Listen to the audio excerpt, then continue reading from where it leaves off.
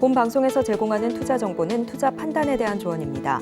방송에서 제공하는 주식의 가치, 가격 상승 및 하락에 대해서는 방송사에서 보장하지 않습니다.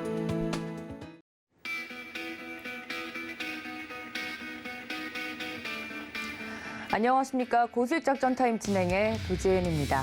주말 사이 일어나서는 안 되는 사고가 일어났습니다.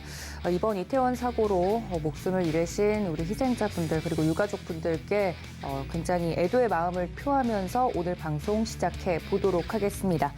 주말 사이 뉴욕 증시 같은 경우는 오름세를 보였습니다. 그리고 다가오는 이번 주, 오늘부터 시작될 이번 주 같은 경우 FOMC 회의 결과를 기다리고 있는 등 주요한 이벤트들을 소화할 예정인데요. 거기에 따른 이슈 분석부터 작전까지 세워보도록 할 테니까 끝까지 함께해 주시기를 바랍니다. 자, 그렇다면 자세하게 글로벌 이슈 분석을 좀 해주실 첫 번째 전문가님 모셔보도록 하겠습니다. 신승윤 명지대 경제학과 겸임 교수님 스튜디오에 모셨습니다. 교수님 어서 오세요. 네, 안녕하십니까. 자, 첫 번째 오늘 이슈부터 좀 다뤄보도록 할 텐데요. 단연 이번 주 큰 이벤트라고 하면 FOMC 회의 결과일 것 같습니다. 금리 인상 강도를 좀 낮춰주진 않을지 그런 발언을 해주진 않을지 많은 분들이 기대하고 계실 텐데 어떻게 보고 계신가요? 지금 현재 시장의 흐름 상황을 좀 잘 읽으셔야 될 것 같습니다. 무슨 말씀이냐면 시장이 아주 큰 핵심 이벤트 내지는 핵심 이슈를 중심으로 해서 지난주, 이번 주, 다음 주까지 흘러가고 있다라는 부분, 이런 그 세 가지 부분이 결국은 연말 산타랠리를 과연 만들어낼 수 있겠느냐 없겠느냐, 어떤 그 시금석이 될 수 있다라는 점 꼭 생각을 하시면서 시장 대응 전략 마련해 나가셔야 될 것 같은데, 지난주까지는 일단 기업 실적이 시장의 주를 이루었다라고 보셔야 될 것 같고, 그 사이에 사실상 기업 실적이 나왔던 2주 기간 동안은 어쩌면 경제 정책이나 통화 정책 부분들이 시장에서 조금은 좀 뒤로 밀려나는 그런 부분이었다라고 평가가 가능할 것 같습니다. 하지만 이번 주 들어서 이번 주 이제 우리 시간으로 3일 새벽 3시가 되겠죠. 목요일이 되겠습니다. 파월 의장의 기자회견 앞두고 있는 그런 상황, 그리고 11월 FOMC 금리 인상의 강도가 어느 정도가 될 것인지, 이런 부분의 결론이 11월 3일 목요일 우리 시간 새벽 3시에 발표 예정에 있다라는 부분, 이에 따라서 시장의 방향성 상당 부분 어떤 그 변동성, 위로 변동성이냐 과연 아래쪽으로 변동성이냐, 이런 부분들을 가늠할 수 있는 매우 중요한 어떤 그 초석이 되지 않을까라는 생각이고, 그리고 다음 주는 미국의 중간선거가 지금 대기를 해놓고 있는 그런 상황이 되겠습니다. 정치적인 이슈가, 그리고 실질적인 통화정책의 변화에 따른 재정정책의 확대 부분, 소위 말하는 뭐 인프라 법안이랄지 어떤 그 투자 법안이랄지, 이런 부분들을 이때까지 그 바이든 대통령이 상당 부분 발빠르게 그리고 조금은 더 확대 재정 정책을 쓰면서 통화 긴축의 양상을 조금은 좀 상쇄시키는 그런 모습이 되었지만, 그 시장에서 지금 전망하고 있는 그런 상황과 마찬가지로 공화당이 지금 다수석을 차지하게 된다라면 지금 현재와 같이 발빠르게 움직였었던 재정 중심의 경기 부양 정책 같은 경우에는 조금 좀 그 시간 내지는 다소간의 좀 불협화음 가능성도 우리가 전혀 배제할 수는 없을 것이다.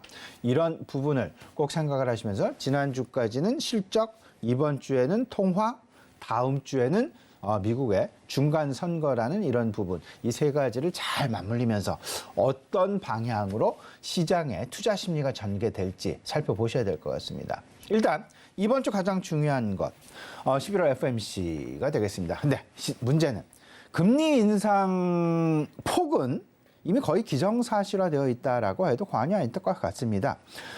잠깐 시장의 전망치 좀 살펴보게 되면 11월 금리 75bp 자이언트 스텝에 대한 금리 인상 확률은 87.4%로 지금 조사 결과 나오고 있고요.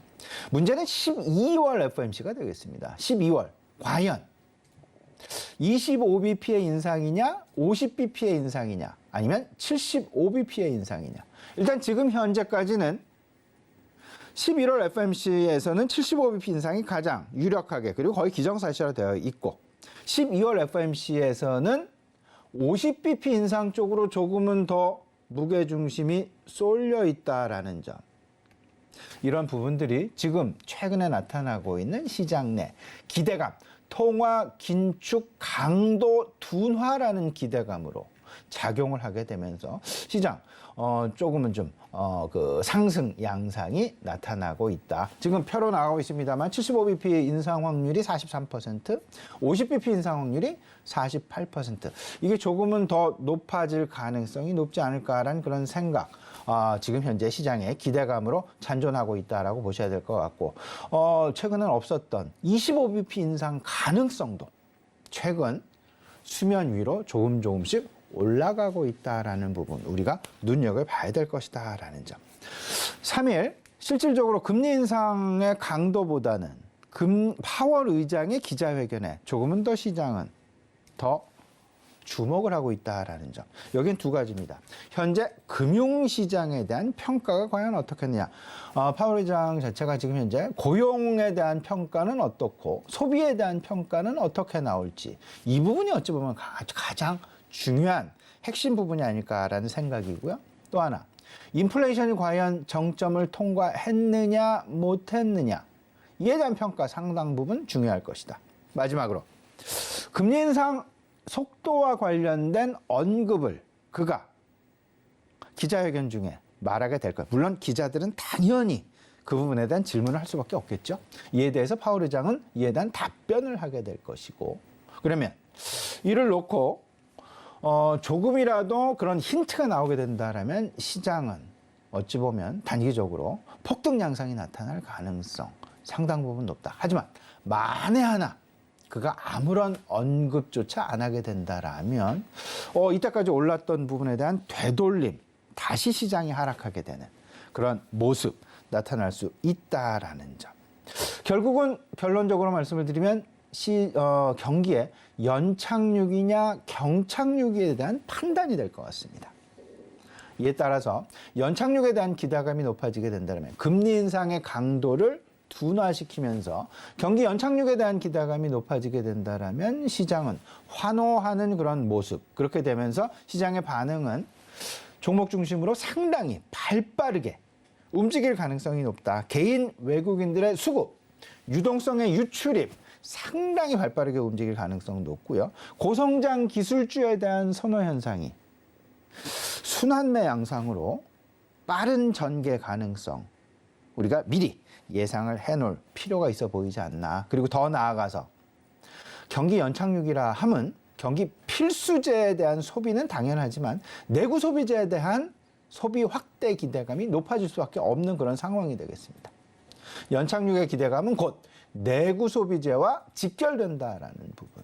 내구 소비재, 전자, 자동차, 가구, 가전 이렇게 보시면 될 것 같은데 이런 부분들에 대한 관심, 과연 내구재냐 필수재냐 이 부분으로 결국 양갈래길로 벌어질 가능성이 있을 수 있다는 점 염두에 두셔야 될 것 같습니다.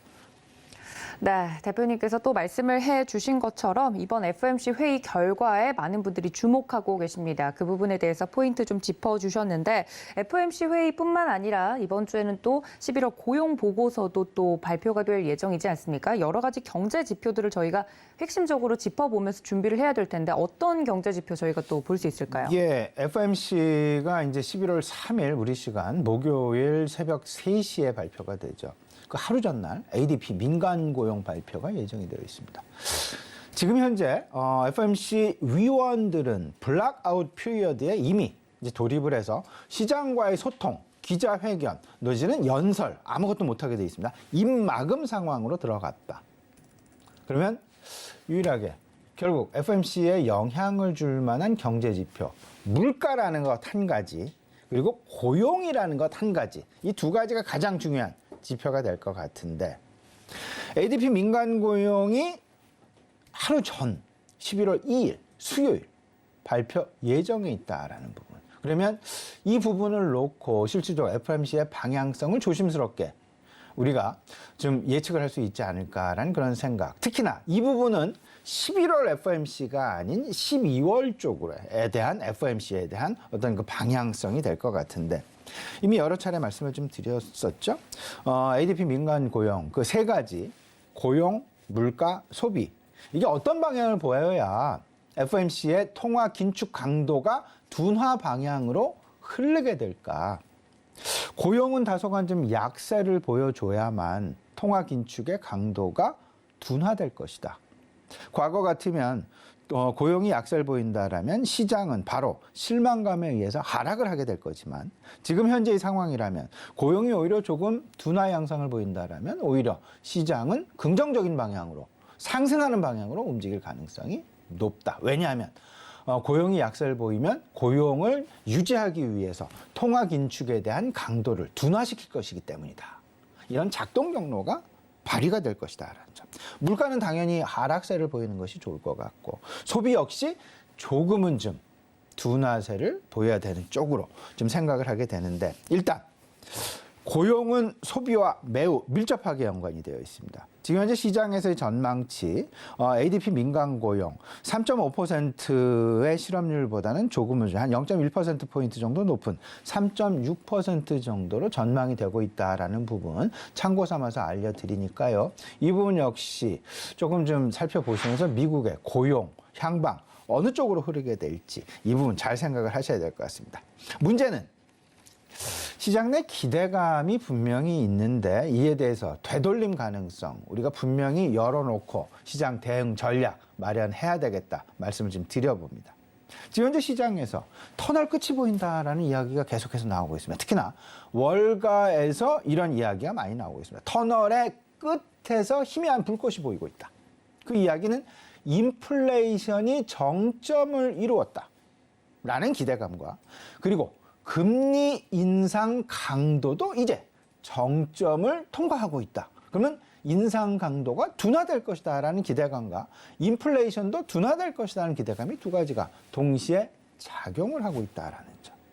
네, 문제는 만에 하나 이런 부분들이 나타나는 경제 지표에 기인할 때 그런 정점을 통과하지 않았다라는 정점을 통과했다라는 부분에 무게를 실지 못하는 그런 어떤 그 데이터가 나와준다라면 시장은 다시 조금 실망감 내지는 되돌림 현상이 나타나 소위 시장에서 이야기를 하고 있는 데드캣 바운스라는 그런 부분들.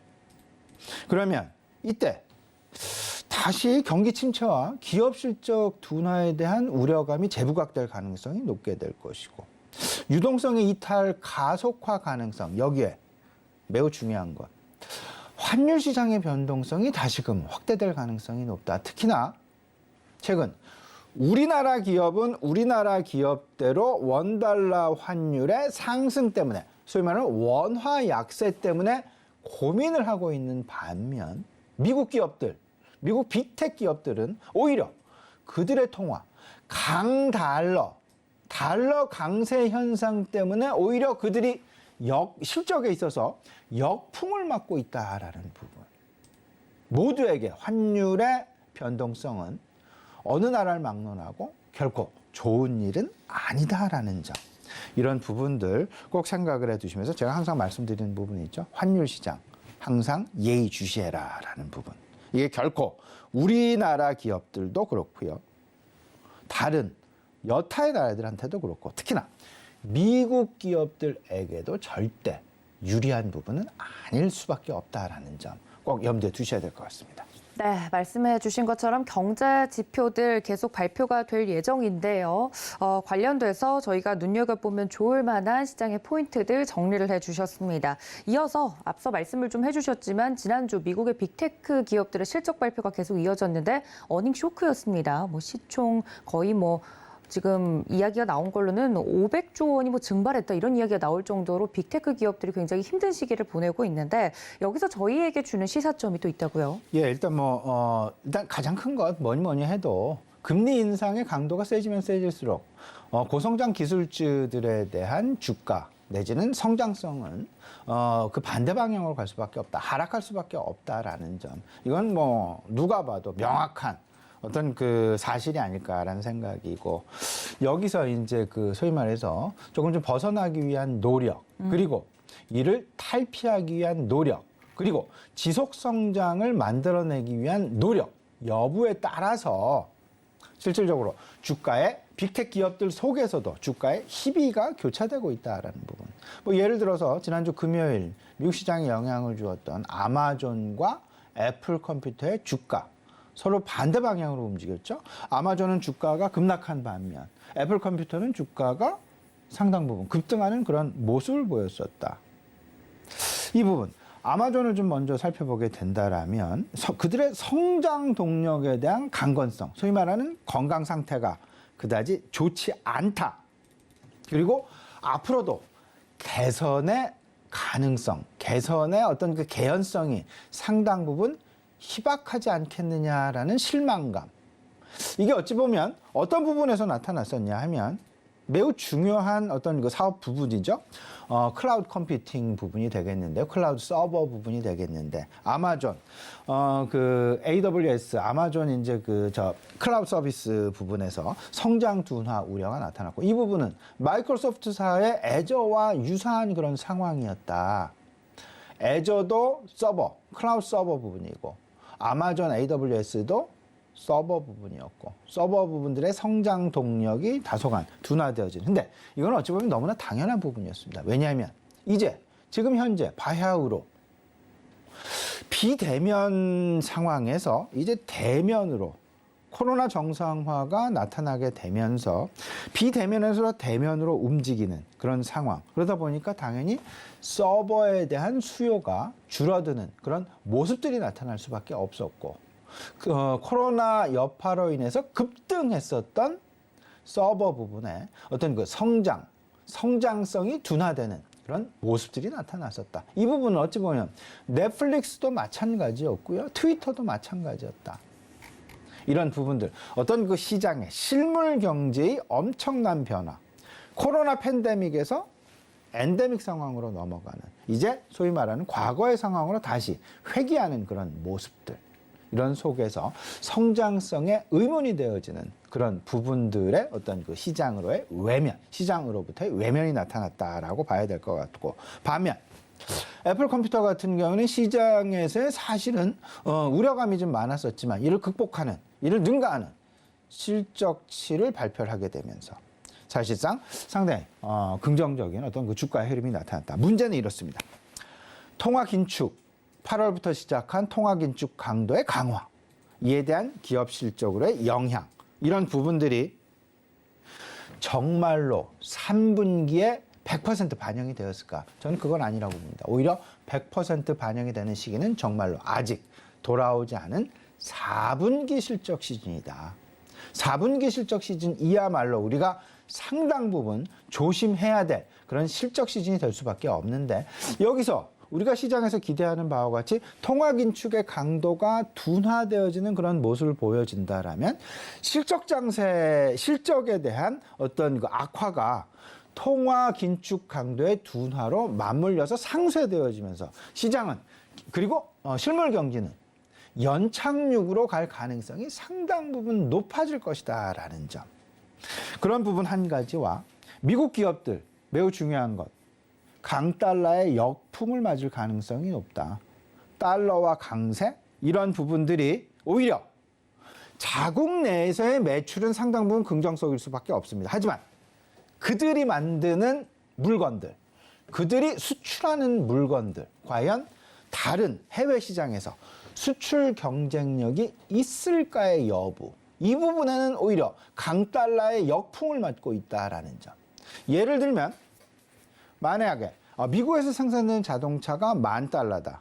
우리 시장에 그동안 1,000원에 팔렸다면 1,000만 원에 팔렸는데 지금은 1,400만 원으로 가격이 오를 수밖에 없습니다. 네. 경쟁력이 둔화된다라는 얘기죠. 강달러의 역풍이 미국 기업들에게 찾아오고 있다라는 부분들을 그들도 이미 인지하고 있다라는 점. 이런 부분들이 시장 내에서 많이 지금 좀 소위 말해서 혼란의 그런 상황들이 나타나고 있다라는 점 생각을 해보셔야 될 것 같고, 마지막으로 제가 시간이 좀 지났으니까 오늘 투자 전략 좀 말씀 좀 드리죠. 연착륙이냐 경착륙이냐, 이번 주는 이 속에서 통화 긴축의 강도 둔화, 특히나 금리 인상의 시장에 관심을 갖기보다는 파월 의장의 입에 관심을 가지고 있다라는 점.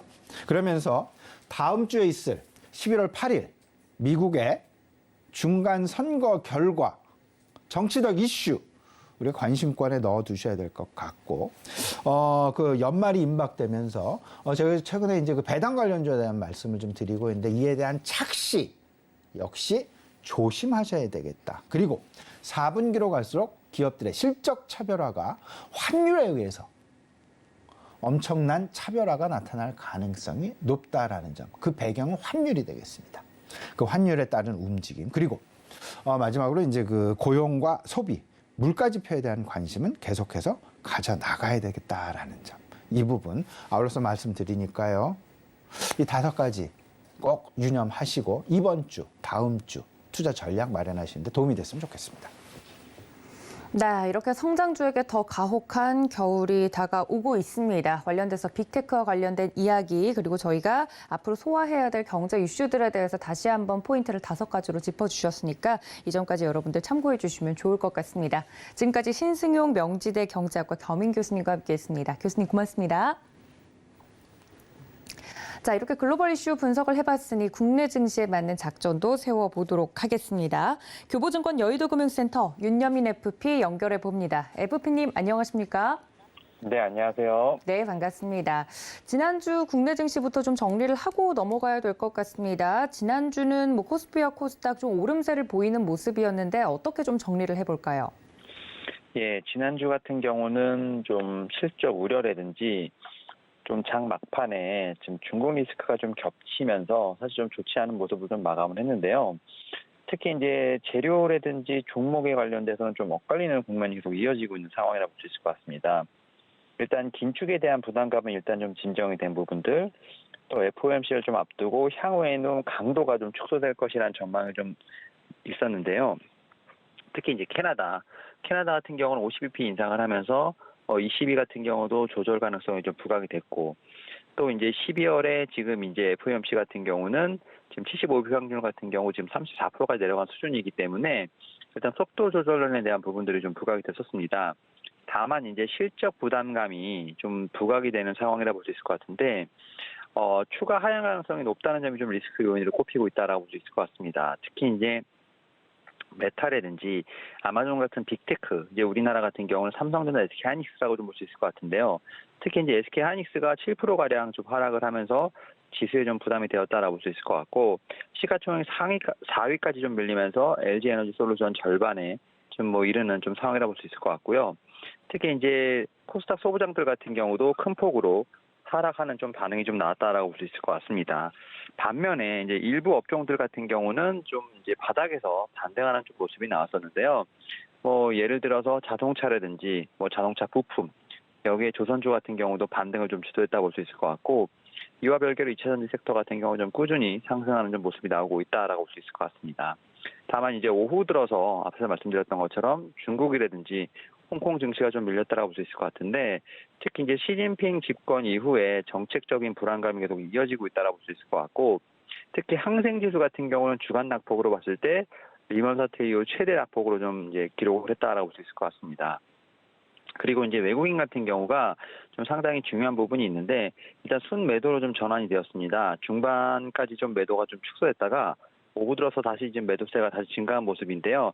이러한 부분이 뭐 이번 주까지도 지나가는지에 대한 부분들 계속 체크를 해봐야 되지 않을까 생각하고 있습니다. 네, 지난주 우리 증시 좀 주간적으로 정리를 해봤습니다. 자세하게 좀 분석을 해주셨는데 저희가 이 시간에는 섹터별로 포인트를 또 짚어보고 있죠. 최근 시장 대비 굉장히 잘 가고 있는 2차 전지에 관련된 내용을 정리해 주신다고 하는데 저희 어떤 체크 포인트 짚어볼까요? 네, 이제 시장 급락 전에 좀 증시를 주도했던 섹터가 이제 태조 이방원이라고 하죠. 태양광, 조선, 2차 전지, 방산, 원자력을 볼 수 있을 것 같은데, 이 가운데 지금 2차 전지만 좀 상당히 아웃퍼폼을 하고 있다라고 볼 수 있을 것 같습니다. 특히 이제 대장주라 볼 수 있는 LG 에너지 솔루션, 삼성 SDI 같은 종목들이 좀 호실적을 바탕으로 해서 상당히 좀 주가가 아웃퍼폼하고 있는 모습을 좀 보여주고 있는데, 일단 뭐 대장주인 2차 전지 쪽의 대장주인 LG 에너지 솔루션, 지난 9월부터 지금 이달까지 뭐 17% 정도 약 상승을 했다 볼 수 있을 것 같고, 삼성 SDI라든지 포스코 케미칼 같은 경우도 이제 21%, 18% 좀 상승하는 모습을 좀 보여줬다라고 볼 수 있을 것 같습니다.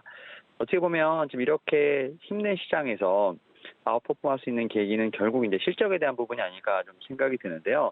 LG에너지솔루션 같은 경우는 올해 3분기 사상 최대 매출을 좀 달성을 했죠. 특히 LG에너지솔루션 같은 경우 영업이익도 지금 5,200억을 기록을 하면서 흑자 전환을 했습니다. 뭐 이러한 부분들이 좀 주가가 상승한 하나의 좀 신호탄이 되지 않았나 좀 생각이 들고 있고, 삼성 SDI 같은 경우도 올해 좀 3분기 최대 실적을 냈죠.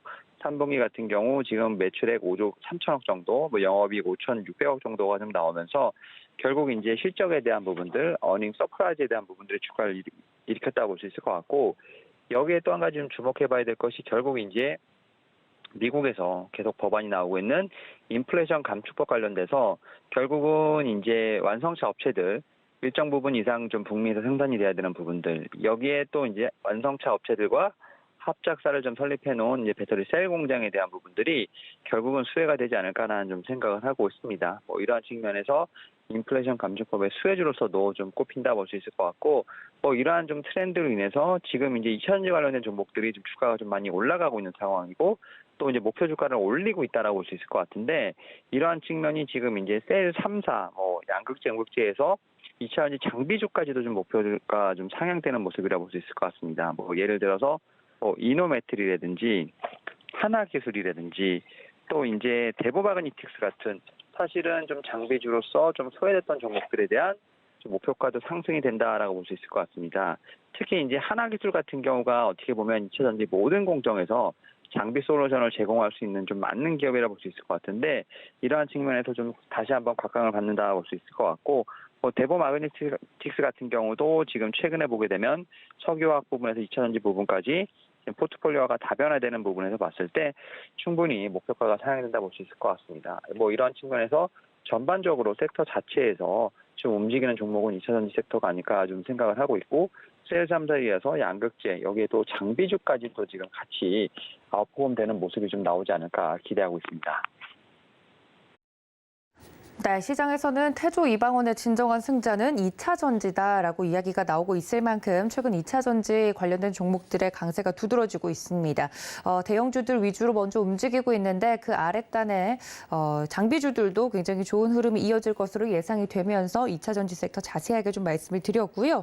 자, 그렇다면 FP님, 오늘 시장에서는 저희 어떤 대응 작전 필요하겠습니까? 네, 지금 이제 지난주 증시 자체를 좀 다시 한번 리뷰를 해보면 지수 자체는 좀 상승세, 그다음에 이제 미국 긴축 조절론이 좀 여전히 좀 영향을 받는다라고 볼 수 있을 것 같고, 지금 이제 실적에 대한 부분은 분명히 조정의 이유가 되고 있는 상황입니다. 특히 이제 국내 빅테크들이 좀 부진한 이슈로 좀 작용하고 있는데, 뭐 미국에서는 마이크로소프트, 아마존, 메타 같은 종목들이 실적 공개 후 좀 급락을 했고, 삼성전자는 SK하이닉스 같은 경우도 실적이 좋지 못했던 부분이 있죠. 다만 이제 지난주 주말에 애플이 좀 급등을 하면서 다른 빅테크를 좀 같이 올렸다고 볼 수 있을 것 같습니다. 지금 이제 아마존 같은 경우는 시총 1조 달러를 지금 방어한 모습이 좀 나왔고, 지금 반도체들 같은 경우 지금 주말에 미국에서 좀 반등이 나왔기 때문에 우리나라 이번 주 시장 좀 상당히 중요하지 않을까 좀 생각을 하고 있는데, 결국 이제 이번 주 하이라이트는 결국 파월이 아닐까 생각을 합니다. 지금 회의 내용 자체는 큰 의미가 없을 것으로 보이고 있습니다. 결국 이제 75bp 인상에 대한 부분들은 거의 이제 기정사실화로 됐다라고 볼 수 있을 것 같고, 결국은 이제 강력한 인상폭을 계속 언급을 할지에 대한 부분들, 아니면 좀 언론적인 이야기를 나오는지에 대한 부분들, 결국 이제 이 파월의 입을 좀 주목해봐야 되지 않을까 좀 생각을 하고 있고요. 결국 우리나라에서 봤을 때는 좀 외국인의 매수 기조가 상당히 중요합니다. 지금 지난주 금요일 날 순매도로 전환이 된 점이 상당히 제가 볼 때는 신경이 쓰이긴 합니다만, 결국은 이제 결제일 기준으로 11월 매도라는 점을 좀 주의해야 되지 않을까 좀 생각을 하고 있고, 결국 이러한 부분들이 FOMC 이후에 다시 수급이 복원이 되는지에 대한 부분들은 계속 좀 체크해야 되지 않을까 생각하고 있습니다. 네, 이렇게 오늘장 작전까지 세워봤습니다. 역시나 11월 FOMC 회의가 어떤 식으로 시장에 재료가 반영이 되는지에 따라 앞으로의 방향성이 결정이 될 것 같다 말씀을 드렸네요. 이 점까지 여러분들 체크해 주시면 좋을 것 같습니다. 지금까지 교보증권 여의도금융센터 윤여민 FP와 함께했습니다. FP님 고맙습니다. 네, 감사합니다. 네, 이렇게 자세하게 작전 세워보고 있습니다. 이번에는 자세한 이슈 분석으로 넘어가 보도록 할 텐데요. 인베스팅 코리아 이동훈 수석 연구원님과 연결해 봅니다. 연구원님, 안녕하십니까? 네, 안녕하십니까. 반갑습니다. 네, 반갑습니다. 먼저 국내 증시부터 좀 정리를 하고 넘어가야 될 것 같은데요. 지난주 국내 증시 어떻게 정리해 볼까요?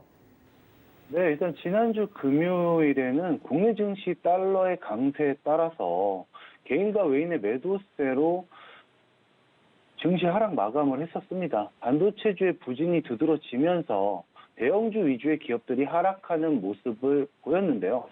삼성전자와 SK하이닉스 이 두 종목만으로 코스피 지수에 20포인트 이상 영향을 주면서 국내 증시 하방 압력을 더 키웠습니다. 장중 기관의 매수세로 상승 전환을 하기도 했었지만 오후 들어 환율의 상승세가 이어지면서 그 낙폭을 확대했습니다. 하지만 미국의 금리 인상 속도 조절과 아직까지 남아있는 3분기 기업들의 실적 시즌에 대한 기대 심리로 인해서 순환매 장세로 전환되는 모습을 보였던 국내 시장 상황이었습니다. 금요일 미증시는 3대 지수 모두 오름세로 장을 마쳤죠. 다우존스는 한 주간 5.7%가량 올랐으며 S&P 지수도 4% 가까이 상승을 했습니다. 나스닥 지수는 같은 기간 2.24% 올랐는데요. 다우 지수는 전주까지 4주 연속 오르면서 10월 중순 저점 대비 15%가량 상승을 했습니다. S&P 지수와 나스닥 지수 또한 2주 연속 상승을 하면서 각각 10월 저점 대비 10에서 11%가량 올랐습니다. 거기에 외국인 투자자가 중국 채권을 8개월 연속 순매도하고 있는 상황이라는 기사가 나왔습니다. 중국 주식은 현재 2개월 연속 매도 우위를 보이고 있는 가운데에서 부동산 침체, 제로 코로나 통제 등 중국 경제에 부담스러운 요인이 해소되지 않고 있는 가운데 중국 지도부를 측근으로만 세운 그 시진핑 주석의 집권 3기에 대한 그 커지고 있는 불안감이 증시에 반영되고 있는 상황입니다. 그리고 제가 다 한 가지 더 말씀을 드리고 싶은 게 있는 게 이번 FOMC는 0.75bp 인상하는 모두가 아는 기정사실이죠. 결과 발표 30분 후에 발표하는 파월 의장의 발언이 미증시와 국내 증시에 상당한 영향을 끼칠 것으로 예상하고 있기 때문에 눈치 보기 장세가 한동안은 지속될 것이기 때문에 보수적인 투자 접근 시장 상황으로 한번 지켜보도록 하겠습니다.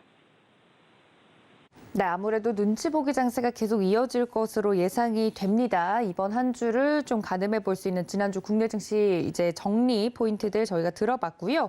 자, 그렇다면 이슈로 좀 넘어가 보도록 하겠습니다. 지난주 금요일 말씀해 주신 것처럼 반도체 대형주들이 좀 하락을 하는 모습을 보여준 반면 자동차 관련주들에 대해서는 상승세가 이어지는 모습이었습니다. 자동차 대표주에 대한 이슈를 분석해 주신다고 하셨는데 들어볼까요? 네네. 자동차 대표주와 자동차 부품주의 상승세가 이어지고 있다. 이 말씀을 지금 하셨는데 특히 현대모비스와 HL만도가 3분기 실적 호조 등으로 상승하고 있는 모습을 보이고 있습니다.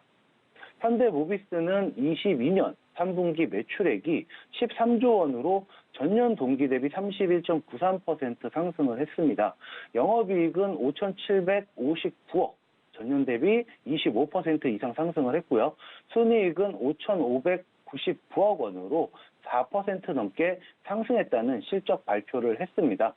현대모비스 측에서는 글로벌 반도체 수급 이슈가 일부 완화되었고 완성차 생산량이 회복함에 따라서 모듈과 핵심 부품 공급이 확대된 것으로 인해 매출 상승에 견인을 했다라며 특히 친환경차에 적용되는 전동화 부품 생산이 크게 늘어난 점도 영향을 미쳤다고 언급을 했습니다. HL만도 역시 이날 실적 발표를 금요일에 했습니다. 금요일 장 마감 후에 진행된 3분기 실적 발표에서 매출액은 약 2조 원으로 전년 동기 대비 37% 상승을 했으며 영업이익은 766억 원으로 전년 동기 대비 44%, 순이익은 1,351억 원으로 약 420%가량 상승을 했습니다.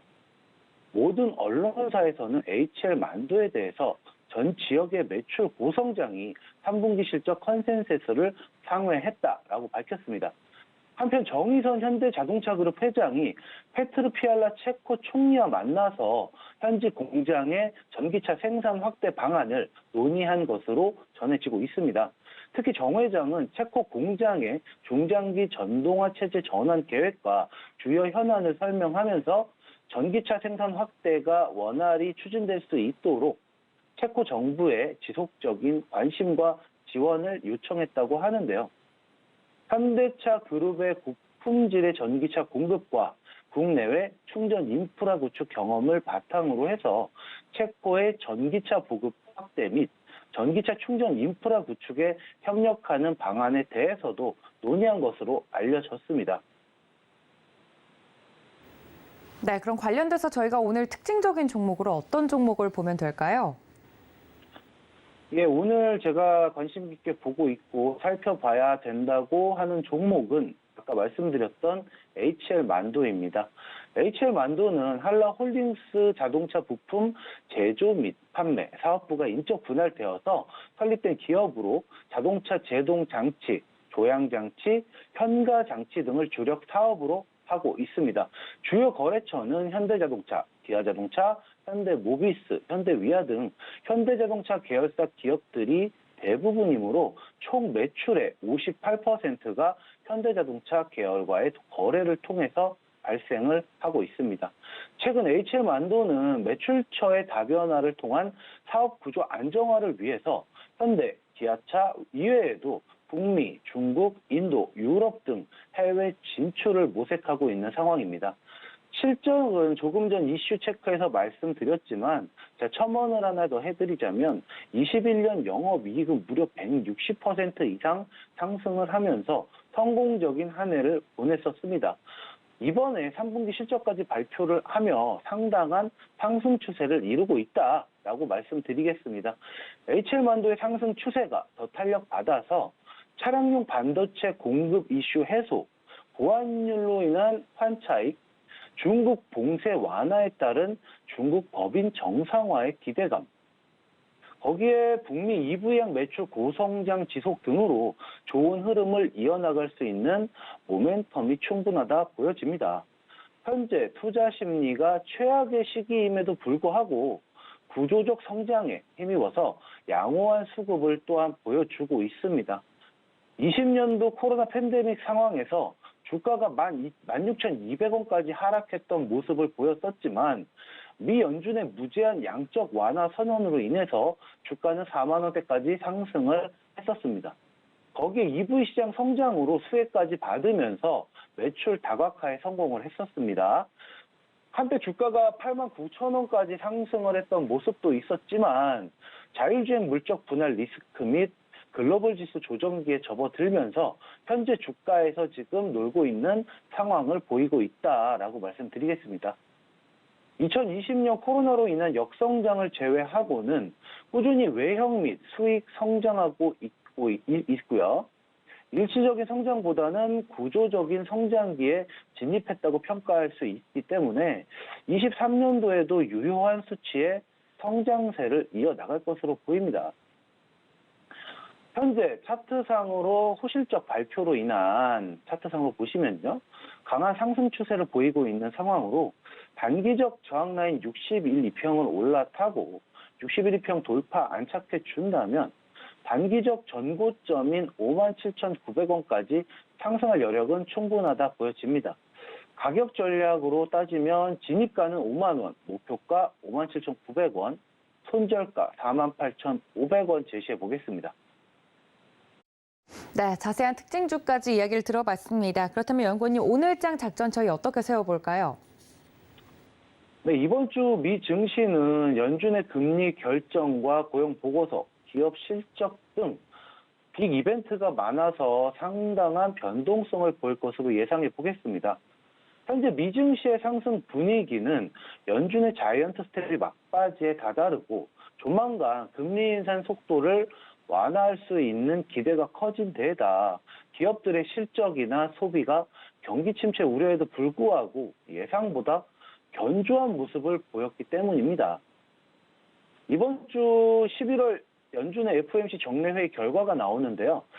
이번 회의는 올해 말까지 미증시의 방향을 결정할 것이라는 점에서 투자자들이 가장 주목해야 하는 이벤트입니다.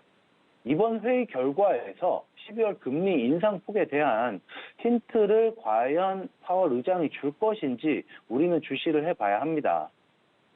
그동안 연준이 11월 회의에서 기준금리를 0.75%포인트 상회 인상을 하고 12월 회의에서 금리 인상폭을 0.50bp포인트로 낮출 것으로 기대를 하고 있는 상황인데요. 9월 연준 위원들의 점도표에서 이 같은 전망치가 나온 데다가 실제 경기 둔화 위험이 커지면서 금리 인상폭이 낮아질 수 있다고 판단하고 있기 때문입니다. 그렇기 때문에 파월 의장이 이번 회의를 통해서 12월에 더 작은 폭의 금리 인상 신호를 줄 것인지 관심 가지고 시장 상황 지켜봐야겠습니다.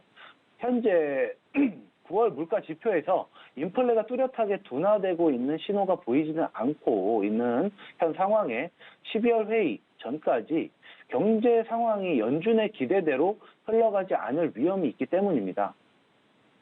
파월 의장이 분명한 신호를 주기에 다소 어렵지는 않나라는 우려도 굉장히 큰 상황이고요. 그러므로 금리 인상의 첫 번째 이유는 경기 침체를 막고 인플레를 잡아야 한다라는 틀에서 어떠한 방향성으로 글로벌 증시가 변화될지 굉장히 중요한 이번 주 시장 상황이다라고 말씀드리고요.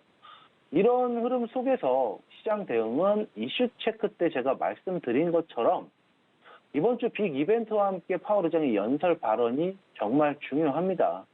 눈치 보기 장세의 시장 상황이 이어질 수 있으므로 테마성 재료가 또 강한 종목들이 움직임이 한번 또 요동칠 수 있는 시장 상황이 벌어질 수도 있다. 그래서 시청자 여러분들께서는 보수적 관점으로 바라보시되 파월 의장의 발언으로 움직이는 시장 상황에 따라서 단타급 투자로 최대하게 빠른 익절하시면 괜찮을 것 같다는 생각까지 드리면서 여기까지 말씀드리겠습니다. 네, 이렇게 오늘장 작전까지 이야기 들어봤습니다. 지금까지 인베스팅 코리아 이동훈 수석 연구원님과 함께했습니다. 연구원님 고맙습니다. 네, 감사합니다. 네, 이젠 자세한 종목에 대한 이야기 이어가 보도록 할 텐데요. 글로원 파트너스 이성웅 이사님과 연결해 봅니다. 이사님 안녕하십니까? 네, 안녕하세요. 네, 반갑습니다. 자, 첫 번째 이슈부터 좀 다뤄보도록 할 텐데 앞서서 이야기를 해주셨던 것처럼 전일 마무리가 된 국내 증시 같은 경우 장 막판으로 갈수록 금요일장에서는 삼성전자와 SK하이닉스 등 대형 IT주들이 약세를 보였습니다. 관련돼서 저희가 짚고 넘어가야 될 포인트 정리해 주신다고요. 네, 그 3분기 실적 시즌에서 각 기업들이 실적 발표에 대한 점도 있지만 이와 연결해서 주요 사업에 대한 계획들, 이 계획이라고 하면 하반기에 대한 계획을 구체적으로 발표를 하고 있습니다. 삼성전자 같은 경우는 반도체 부분에 대해서 실적 발표를 하면서 감산이 불가하다라는 언급을 했었고요. 이 시장에서 제일 관심이 큰 부분이 삼성전자의 시장의 메모리 시장 대응 전략이었습니다. 일단 점유율의 확보에 초점을 맞추는 전략을 제시를 한 것으로 보이고요. 실적 발표 이외에 우리가 주목해야 될 게 그 반도체 부분, D램, 낸드 부분의 빅그로스, 이 부분이 중요한데 빅그로스라고 하면은 생산량 부분의 조정을 의미를 합니다. 근데 이게 예상치 대비해서 D램 같은 경우는 17%를 하회를 했고 낸드 같은 경우는 9% 하회를 하면서 이 시장 점유율이 떨어지게 되었습니다. 그래서 삼성전자의 입장에서는 인위적인 감산이나 투자에 대한 부분, 캐펙스 축소를 언급하지는 않았어요. 그러면 이 부분에서 우리가 알 수 있는 점은 점유율 회복에 우선 집중하겠다라는 점이거든요. 그러면 이 감산 같은 경우를 직접적으로 하지 않고 지금 자연적으로 시장이 흘러가는 대로 좀 수요 회복 쪽에 초점을 이렇게 늘어놓는, 시계열을 늘어놓는 전략을 이야기를 했습니다. 그렇다 보니 삼성전자, SK하이닉스, 특히 SK하이닉스 같은 경우가 더욱 조정이 나타나는 모습이었고요. 미국 시장이 반등이 있었어요. 그러면 여기에서 전거래일 가격 조정이 있었던 부분에 회복이 관심이 되고 있고, 다만 이 가격의 회복 같은 경우는 한 번 또 확인을 해야 됩니다. 그만큼 시장 반등에 따라 좋지 않은 업황에 있는 종목들 같은 경우도 반등이 가능한데, 이 반등 안에서는 강하게 추격하는 게 아니라 좀 매매 관점 정도의 접근이기에 우리가 그 점을 좀 주요한 포인트로 놓고 대형 IT주는 대응을 해야 된다고 말씀을 드리겠습니다. 한 줄로 요약해 드리면 업황에 대해서 기대되었던 재고 조정, 이 재고 조정이라고 하면은 좀 감산 부분 같은 경우가 구체적으로 시장에 나타났어야 되는데 그 점은 예상보다는 더 좋지 않게 좀 시각을 비추었고, 그러면 재고 조정에 대한 기간은 더 늘어날 수 있기에 IT는 조정이 나왔고, 근데 시장이 반등이 나오면서 여기에서 주가는 자연 반등이 있을 수 있지만 우리 포트폴리오에 적극적으로 편입하기에는 업황의 상태가 더 좋지 않아졌다라는 결론으로 접근을 하면 되겠습니다. 네, 그럼 특징적인 종목은 어떤 종목을 분석해 볼까요? 네, 특징 중 삼성전자를 말씀드리겠습니다. 가격적인 흐름, 수급적인 흐름을 체크를 하고 적극적인 진입은 아니고 우리가 매매 관점 정도만 이 종목의 컨디션을 체크하고 간다라는 점을 강조드립니다. 전거래일 가격 흐름은 3.7% 하락을 했습니다. 수급은 기관이 6거래일 연속 매수하고 있지만은 외국인이 전거래일 적극적인 매도가 나타났습니다. 업황이 불안해요. 그 안에서 시총 상위 정도의 흐름을 먼저 체크를 할 필요가 있고, 가격 접근은 57,600원대 접근 가능하다는 결론이겠습니다. 네, 특징적인 종목, 대형 IT 종목 중 삼성전자 분석을 좀 해드렸습니다. 여러분들 이 점까지 참고해 주시면 좋을 것 같고요. 두 번째 이슈로 좀 넘어가 보도록 하겠습니다. 시총 상위주들 중에서도 이 수급의 변화에 좀 집중을 해야 된다 이야기를 해 주신다고 하시는데, 수급적인 측면에선 저희가 어떤 포인트 짚어볼까요? 네. 서두에도 언급드렸지만 대형 IT주들이 약해요. 여기에서 방송을 통해서 SK 하이닉스에 대해서 긍정의 시각을 계속 말씀드려왔고, 시세가 났을 때도 여기에 대해서 좀 조정이 나오면 봐야 된다라는 시각은 유지를 했었습니다.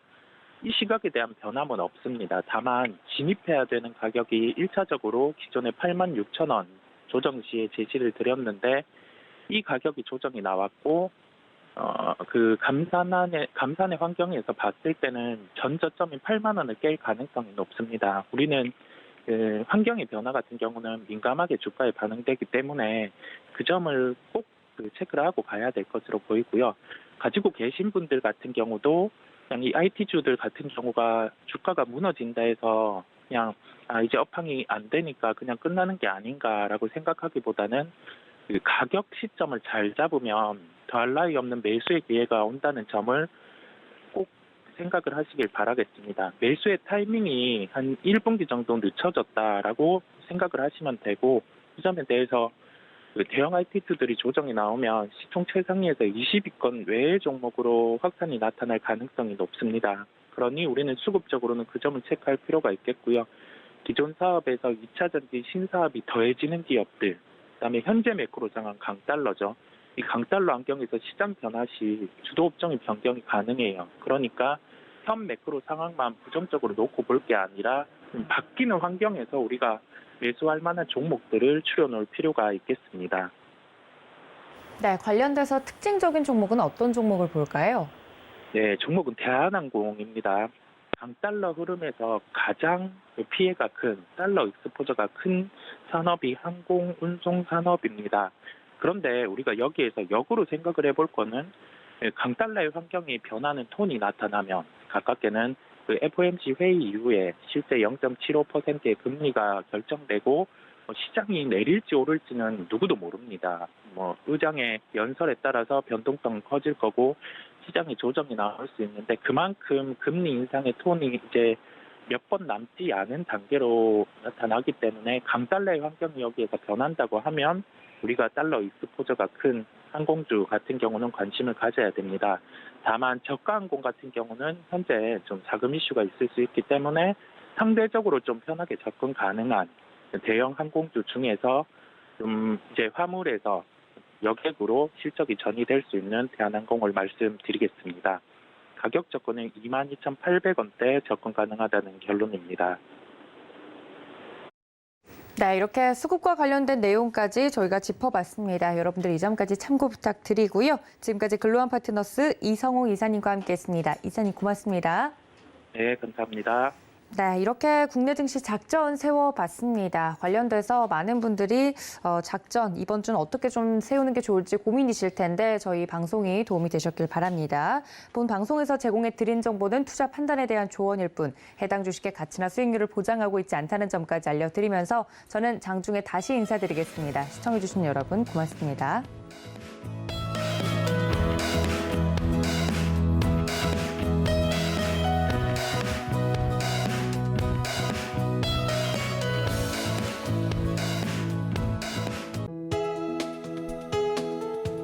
본 방송에서 제공하는 투자 정보는 투자 판단에 대한 조언입니다. 방송에서 제공하는 주식의 가치, 가격 상승 및 하락에 대해서는 방송사에서 보장하지 않습니다.